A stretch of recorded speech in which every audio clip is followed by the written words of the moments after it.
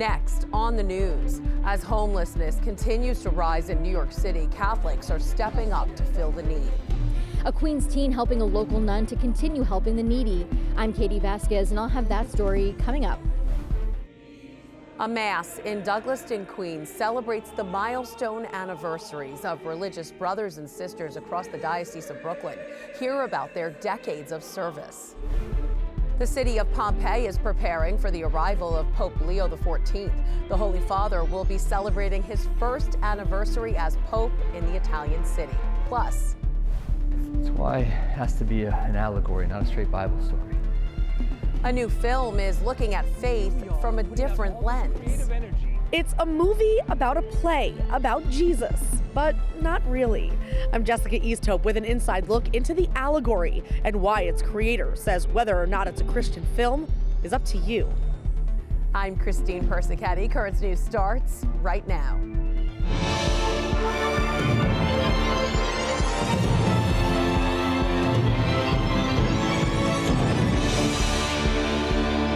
Homelessness in New York City has reached its highest level since the Great Depression. But one Queens nun is making a difference. It all started during the pandemic when she helped people off the streets. That mission has now expanded to support families in need, with a teen volunteer stepping up to make an even bigger impact. Katie Vasquez has the story from College Point.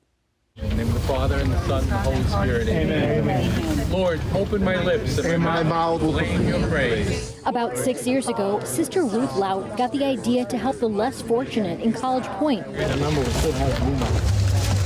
And with the blessing of St. Fidelis pastor, Father John Francis, the church's street outreach was born. He called me the next day and he said that this is of God, go ahead. When people see this and then they realize, oh my goodness, we need more help actually here in College Point. Since then, they have helped hundreds of people to get food, clothing, and other necessary items, even helping homeless find sustainable housing. Whenever you do this ministry, God rewards it immediately and directly. It never fails. You think it's okay? I think it's okay. Among the volunteers is 16-year-old Maribel Perez, who believes her Catholic faith compelled her to help. As Catholics, we should always help the homeless, the less fortunate, to honor God and follow in Jesus' footsteps. It started as a desire to give back, but now the Scout has turned it into a service project. I have 100 drawstring bags with hygiene products, 8 hygiene products in the bags. Sister Ruth and Father Francis believe this work follows in the footsteps of their church namesake. One was his love for the poor, and the second, of course, defending the faith. So I see that spirit here, actually, here in College Point. God is faithful to us, so we're faithful to the ministry he's called us to. Like a comb. These bags filled with essentials that many take for granted. And Maribel hopes it inspires others to step up. Gives them a little hope in a bag. So hopefully I inspire other people to do the same. While the outreach takes place once a month, it creates a path forward for the less fortunate. In College Point, Katie Vasquez, Currents News. The work by Sister Ruth and the volunteers at St. Fidelis is needed now more than ever, according to the Coalition for the Homeless. In March of this year alone, more than 98,000 people slept each night in New York City shelters. But that number doesn't include the countless others who slept on the street or in unsheltered public spaces. To make matters worse, 66% of those in shelters were families, including more than 32,000 children. For more information on the volunteer work happening at St. Fidelis, just go to stfidelischurch.org/ministries/street-outreach. The Diocese of Brooklyn is thanking religious brothers and sisters for their decades of service.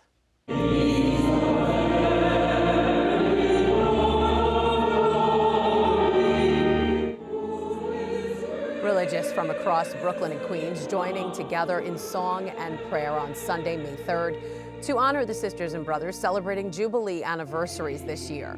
Bishop Robert Brennan, who celebrated the Mass, thanked the religious for their decades of service to the diocese and their continued life of faithful missions.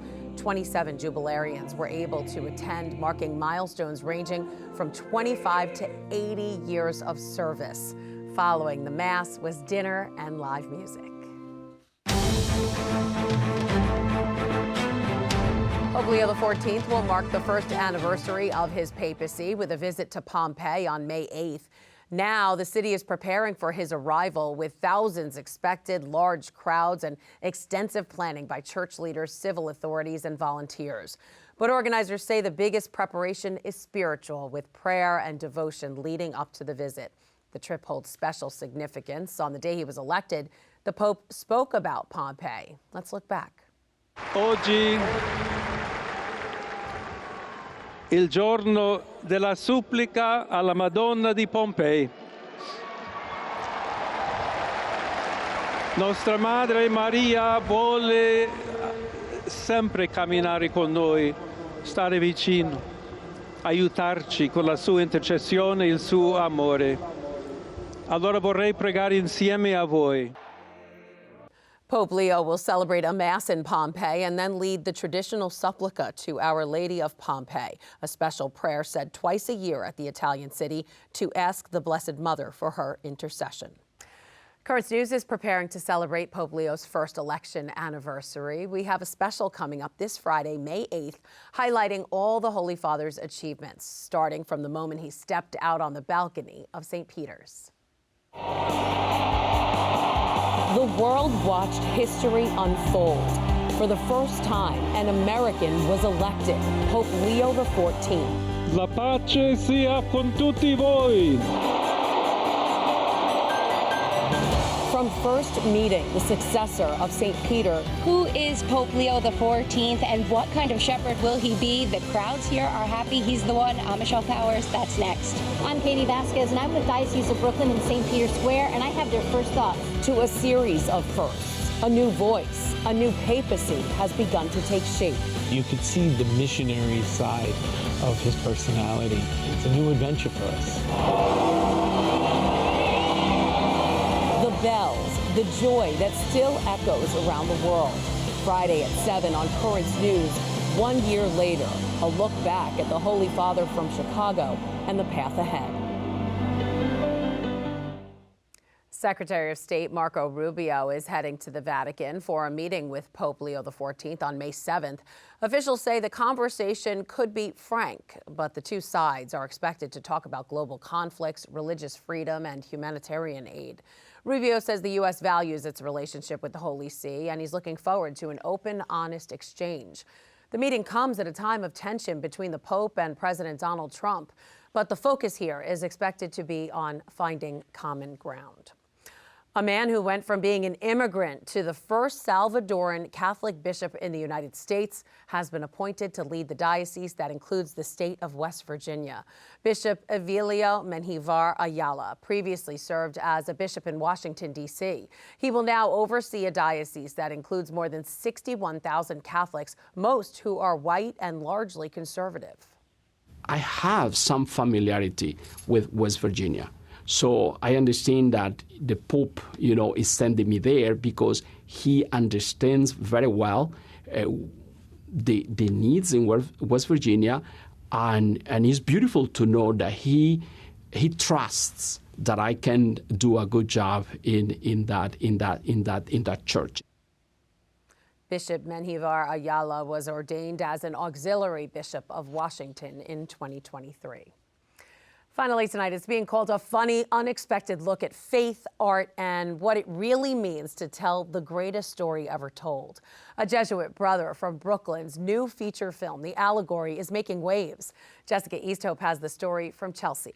So, we can't do a Christian allegory, but what we can do is an allegory of a Christian allegory, which is basically a Christian allegory. But if we don't call it that, even though it is that, we're not doing that, right? Brother Joe Hoover sits in a small upstairs room at Xavier High School in Manhattan. This is where his first feature film is being edited. The creative process for this project is coming to an end. Everything's going to go along with this. We want you to win in true love. Beautiful. I love that. The journey was epic. Part of this is evangelizing through the arts. This is our great patrimony that we've kind of lost to some degree. How do we continue to build that up? Will Gertrude have any clue that this play that just flows out of you is about a Jesus figure at all? The Allegory is a movie about a play. A ragtag community theater group is putting on a show about the life of Christ without mentioning him. It's the director's way of wooing his Catholic love interest. He thinks he's being subtle. Will Gertrude have any idea? I think we could use a little lightness of a comedy that's also not edgy comedy. There's a sweetness to it, which I like. But screwball comedy?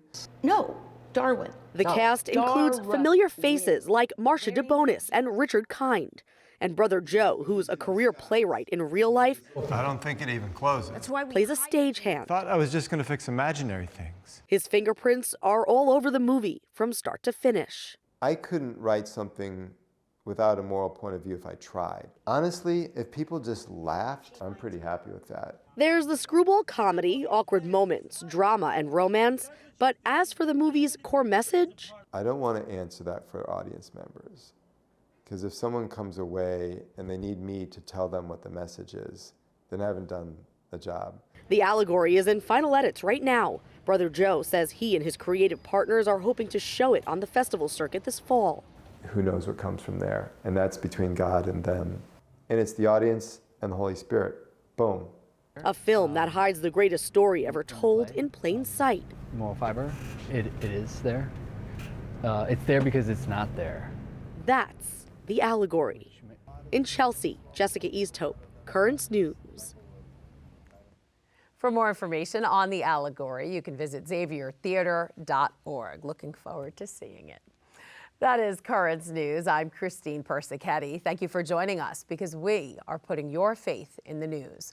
Before we go, we want to celebrate some of the young Catholics of the Diocese of Brooklyn who recently made their first communion. Congratulations, and we hope to see you again next time.